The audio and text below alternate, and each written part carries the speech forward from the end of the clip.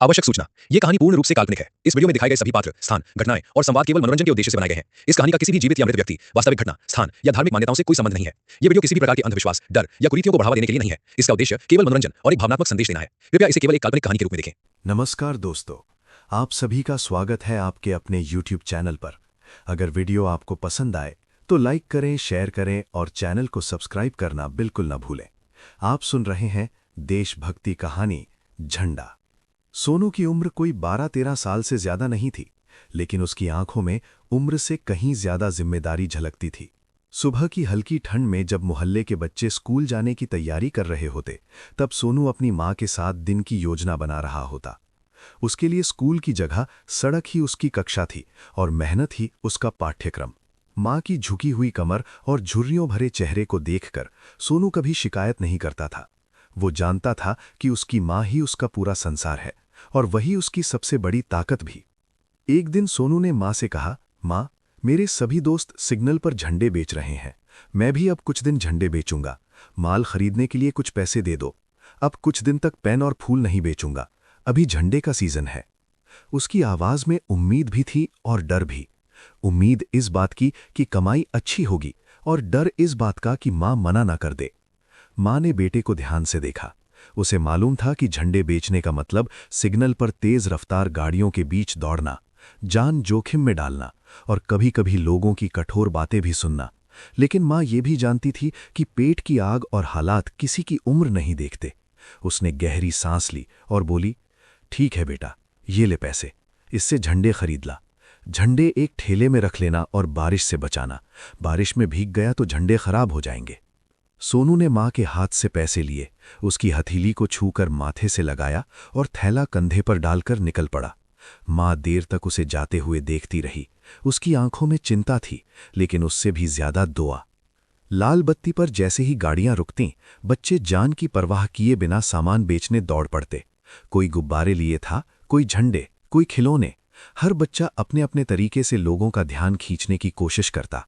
सोनू भी पहली बार इस भीड़ का हिस्सा बना था। उसके दिल की धड़कन तेज थी। हाथ में पकड़े झंडे हल्के हल्के कांप रहे थे। उसने एक कार में बैठी मैडम से पूछा, मैम साहब, झंडा ले लो। मैडम ने बिना देखे ही मना कर दिया। सोनू का दिल थोड़ा बैठ गया, लेकिन उसने हिम्मत नहीं हारी। उसी कार की पिछली सीट पर बैठी लड़की ने उत्साह से कहा, ले लो ना मम्मी, मुझे कुछ झंडे चाहिए, अपने दोस्तों को दूंगी और फोटो खिंचवाऊंगी। महिला ने अनमने मन से पर्स खोला, कुछ पैसे निकाले और सोनू की हथेली पर रख दिए। सोनू ने मुस्कुराते हुए 10 झंडे उस मैडम को दिए और बिना रुके दूसरी कार की तरफ बढ़ गया। आज उसका मन हल्का था। उसे लग रहा था जैसे वो सिर्फ झंडे नहीं, बल्कि देश की शान बेच रहा हो। हर झंडा उसे अपने से जुड़ा हुआ लगता था, जैसे वो खुद उसे लोगों तक पहुंचा रहा हो। दिन ढलते ढलते सोनू ने काफी झंडे बेच लिए थे। थैला हल्का हो गया था और जेब भारी। घर लौटते समय उसके कदम तेज थे। माँ ने आज चावल के साथ दाल भी बनाई थी। दोनों ने साथ बैठकर खाना खाया। माँ ने बेटे की कमाई देखी तो आंखों में संतोष की चमक आ गई। सोनू को लगा कि उसकी सारी थकान उतर गई। दिन बीतते गए। झंडों का सीजन अपने चरम पर था। सड़कों पर हर तरफ तिरंगे लहरा रहे थे। दुकानों, गाड़ियों, घरों, हर जगह देशभक्ति का रंग था।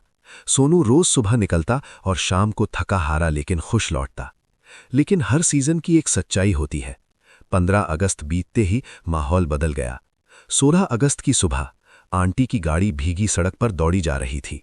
रात को हुई बारिश से सड़क चमक रही थी, लेकिन उस चमक के बीच कुछ ऐसा था जो आंखों को चुभ रहा था।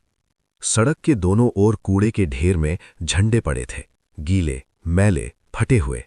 एक झाड़ू वाली हाथ से भीगे झंडे हटाकर एक तरफ कर रही थी। वो हर झंडे को उठाते समय रुकती, उसे देखती और फिर धीरे से अलग रखती थी। उसके चेहरे पर दर्द था। उसे लोगों की अज्ञानता पर तरस आ रहा था। कल तक जिन झंडों को लोग गर्व से थामे हुए थे, आज वही झंडे कचरे में फेंक दिए गए थे। सोनू भी उसी रास्ते से गुजर रहा था। उसने जैसे ही कूड़े में पड़े झंडों को देखा, उसके कदम रुक गए। उसका दिल बैठ गया। वही झंडे जिन्हें उसने मेहनत से बेचा था, जिन्हें उसने सम्मान की तरह लोगों को दिया था, आज ऐसे पड़े थे जैसे उनकी कोई कीमत ही ना हो। उस दिन सोनू ने झंडे नहीं बेचे। वो देर तक वहीं खड़ा रहा। उसके मन में सवाल उठ रहे थे। क्या देशभक्ति सिर्फ 2 दिनों का जश्न है? क्या तिरंगा सिर्फ एक फोटो का सामान है? घर आकर उसने माँ से पूछा, माँ, लोग झंडे को ऐसे फेंक कैसे सकते हैं? मां के पास जवाब नहीं था।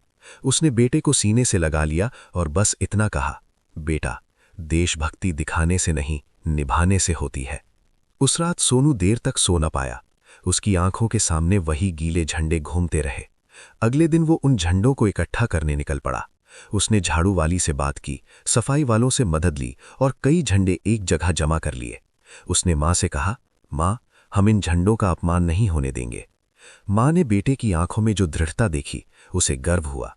दोनों ने मिलकर उन झंडों को सम्मानपूर्वक समेटा। कुछ को ठीक किया, कुछ को नियम के अनुसार नष्ट करने की तैयारी की। धीरे धीरे मोहल्ले के लोग भी जुड़ने लगे। सोनू की छोटी सी पहल एक बड़े संदेश में बदलने लगी। लोग समझने लगे कि तिरंगा सिर्फ खरीदने की चीज नहीं, उसे सम्मान देना भी हमारी जिम्मेदारी है। सोनू फिर पेन और फूल बेचने लगा, लेकिन उसके दिल में एक नई आग जल चुकी थी, देश के लिए कुछ करने की। वो जान गया था कि देशभक्ति सिर्फ तिरंगा लहराने में नहीं, बल्कि उसकी इज्जत बनाए रखने में है। 26 जनवरी की सुबह थी। ठंडी हवा में भी एक अजीब सी गर्माहट थी। सड़कों पर बच्चे हाथों में तिरंगा लिए मुस्कुरा रहे थे। कहीं देशभक्ति के गीत बज रहे थे, तो कहीं स्कूल के बच्चे परेड की तैयारी कर रहे थे। सोनू भी आज कुछ अलग महसूस कर रहा था। उसके हाथ में झंडे बेचने का थैला नहीं था, बल्कि एक साफ सुथरा तिरंगा था, जिसे उसने पूरी रात संभाल कर रखा था। वो मां के साथ पास के स्कूल मैदान पहुंचा, जहां गणतंत्र दिवस समारोह चल रहा था। जैसे ही राष्ट्रीय ध्वज फहराया गया, सोनू की आंखें अपने आप भर आईं।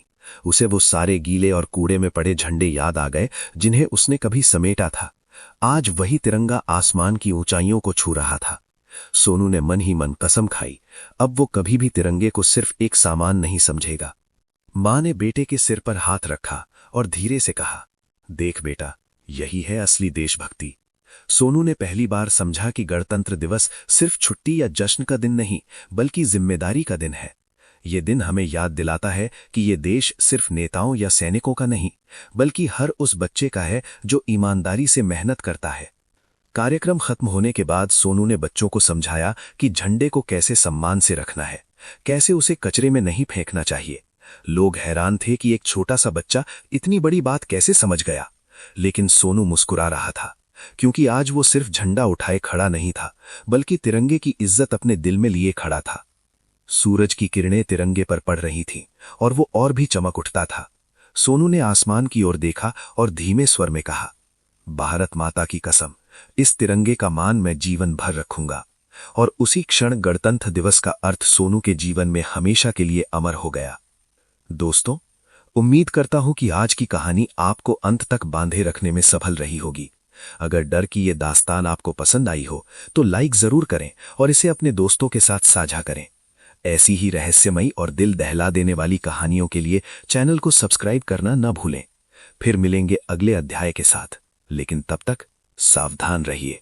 जय हिंद, जय भारत।